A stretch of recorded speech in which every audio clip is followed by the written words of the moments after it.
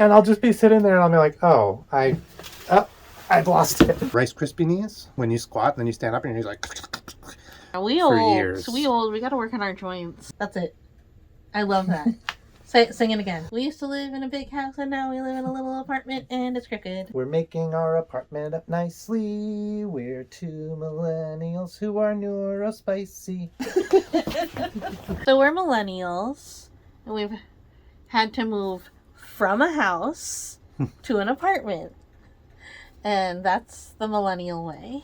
Yeah, we moved from living with some parents. Yeah. And large houses. And in a large house. Large house. That was made for 1 million people. It was 8. Yeah, but like, seriously, it was made for so many people. And then another section of the house that is also made for that many people was also added onto it. Yeah, genuinely an 8-bedroom house, and we moved into a 1-bedroom apartment. Right. It was an 8-bedroom house that only her parents were living in. So we were like, you need help. We will move in with you. Yeah. And then we kind of spread out because no one else was living there. A little bit. Yeah, not a huge amount. We had to sprawl. But, so we had space. Like, we didn't have space because all of their stuff was in all of the rooms. But, like, we had some space to spread out and, like, rearrange things a little bit. And so we were able to do work, drawing, crafting, some outside, like, woodwork. We were able to do a little bit of that, and now we're doing all of that in our 1-bedroom apartment. Yeah, we had a yard. We had a workroom. Yeah, we had a front yard, a backyard, and a deck, a driveway. We used it all. You can go back on some of the videos and see. Yeah, and we're millennials, so that means we don't have that much money. We aren't able to get our own house. And we have all of the anxieties and mental health problems that comes from growing up in the 90s, having your country attacked when you're a child, and then having the draft instituted, and then the economy bad. Yeah, like if you've heard millennials complain, just insert that here. Yeah. Pretend we didn't just whinge for a minute and a half. I have asthma and other health issues, so that's really hard because it means we have to keep insurance and keep working on that all the time. Yeah. And then I'm neurodivergent. I need medicine for that. So. But the good thing about millennials is we're following our dreams. We're living in our dream city. And it took us maybe 12 years to finally move here, but they were like, you're not allowed to move where we told you could move for the last year. And we were like, fine. Yeah, we were like, okay, off. So we ended up moving to where we had always wanted to live anyway. Yeah. And it's been good so far. Great so far. Yeah, we're following our dreams, so we're not killing ourselves working to make money so that we could have a 2-bedroom apartment. But so we are going to make it work in a 1-bedroom apartment. So we're still going to do our crafting. We're still going to do our illustration. We're still going to do all the art that we want to do. Yeah. And the YouTube and the business and everything from this apartment. Yeah, so over the last 2 years, we've built up a crafting business. We're selling at craft fairs. We are doing some commissions, and it's really starting to pick up. And we were afraid that if we didn't have that space and we didn't have like a steady place to live, that this was all going to fall apart. We vowed that we would not let that fall apart. Yeah. And it's been a lot of work. We're kind of living in a lot of different types of limbo. Yeah. But we have moved almost all of our stuff into this tiny apartment, and we have created spaces to work and spaces to live in this tiny apartment. Although a lot of it is temporary. So we want to show you how we're turning that temporary accommodations into permanent, actually good living situations and working situations, because I work from home. Other things, you work from home entirely. I work from home part-time. But other things that we have to deal with that people are coming here for. OCD. That's me. Anxiety. That's me. ADHD symptoms. That's both of us. Being visual and like having object impermanence for some reason. Yeah, so one of the ADHD symptoms that's strongest with both of us is if we don't see something, we don't remember it exists. And it's really hard to live like that. Yeah, or you remember it exists and it haunts you.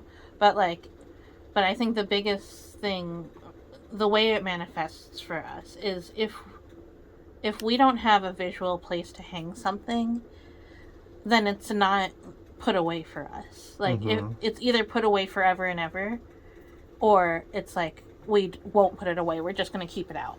Yeah, the number of things since we moved here that I put away in a spot that I'm like, okay, this is where it goes. This is the bin for it. I understand that. I chose that. And then I put the bin on the shelf. And then I'm looking for it in 3 days. And I just have no idea. And I have to literally go through every single bin to find the dang thing. So we're trying to... we've been trying to, and failing, fit other people's rules. Like, when people are like, oh, this is how you organize your house. This is how you can make it work. It's never worked for us. We've been trying for years. Yeah, but now that we are definitely going to make it work. And we're going to... we're going to make it work our own way. And we're going to tell you about it. Yeah, and we're going to do it zone by zones. Zoning out the apartment, because one room doesn't have to be one room. One room can be many rooms. Yeah, so this is something we couldn't even work in the same room when we first got married. We needed a lot of extra space, I have pins and needles. So they heard that I also have agoraphobia. Oh yeah, mild agoraphobia, that one. My other one, I have a couple other ones. Seasonal affective, both of us. Yeah, and then I have a lot of autistic I don't want to say symptoms. You have autism. Yeah, probably. I've never gotten diagnosed. I want to be very clear about that. I've never been diagnosed, but 3 of my siblings have been diagnosed, and all of them think I'm the more autistic of the 3 of us. But you have been diagnosed ADHD. And the other one, OCD. Obsessive disorder, yeah. Abuse, PTSD. Just a little sprinkle, like furikake on top. Yeah. Don't be abused. Yeah, if you can help it, don't be abused. If you can help it. Don't be homeless. That's often that's the choice I thought I was making over and over again. Like, am I abused or am I homeless? And I chose abused instead of homeless. I often ended up homeless anyway, so it's like it's a rough. It's a rough life. You know what?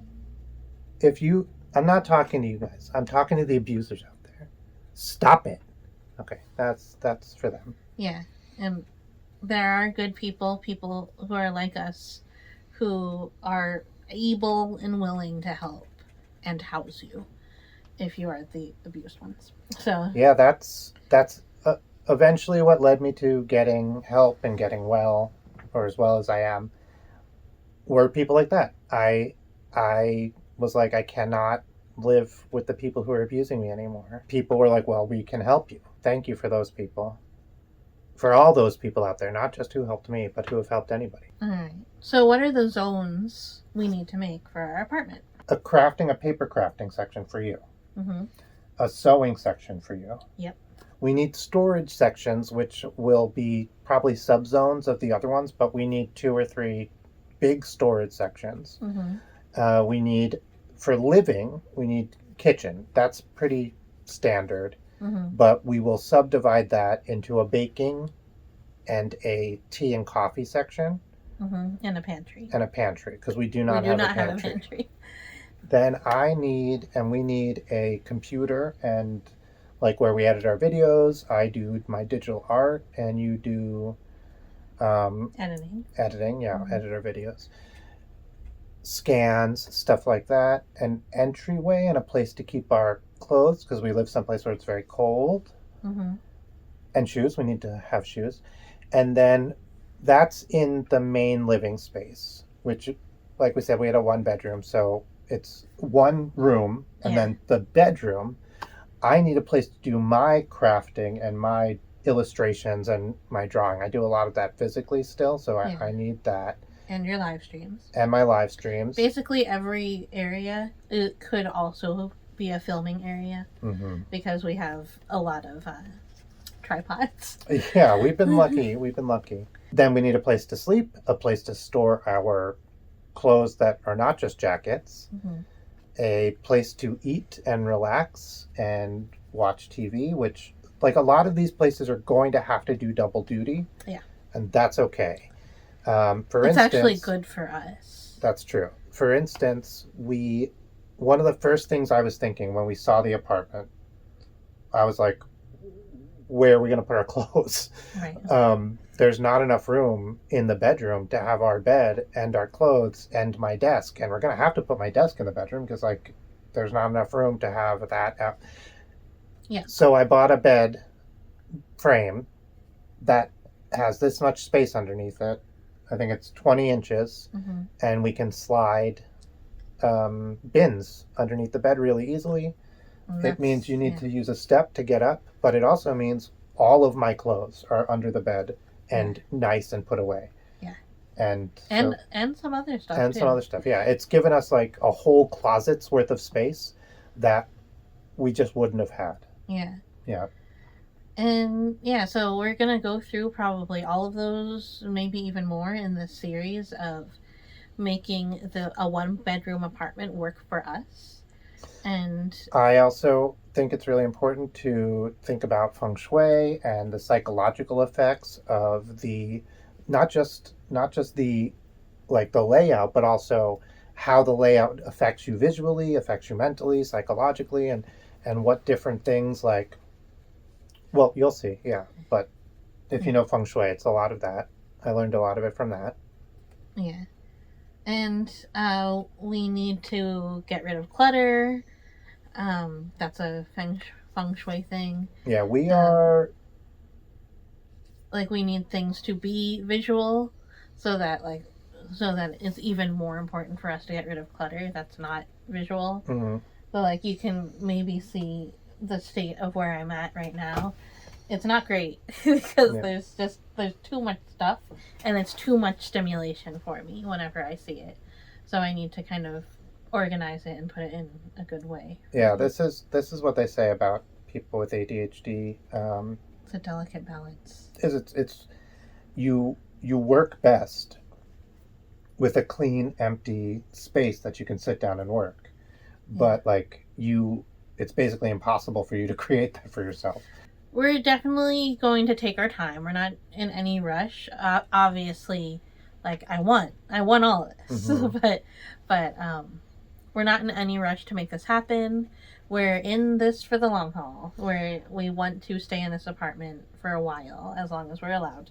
And some of the things we did right away were just make our kitchen area okay, because we didn't want to have to be eating out all the time.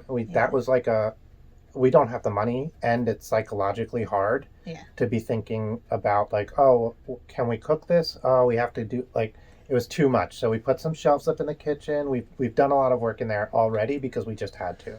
Yeah. So we didn't film a lot of. I mean, actually, we did film a lot of it for nice. We did Vlogtober and we did Vlogmas. So you might be able to see a lot of that stuff. And we're still in the process of unpacking, which is good and bad. We kept on putting it in holding patterns, and now we want to fix things into things that will be forever, or for the foreseeable future. Yeah. So shelves. Also, our landlord's amazing. So shelves, okay. Yeah. Shelves, curtains, so we feel safe and not exposed and unmigrained, and mirrors so we can see ourselves and also see what we are filming, which is causing me a lot of stress. Not having a mirror behind the camera, because we should get a mirror on a tripod. Yeah. Yeah, actually, that's a good idea. We were just saying that we need a little movable vanity. Also, mirrors can help a lot with creating the illusion of space. So there's a couple of places we're going to use mirrors to make it seem like there's a window someplace. Don't give away all of our secrets. Just that's a video coming up. We have a lot of cool things we're doing with mirrors coming up. Subscribe for more.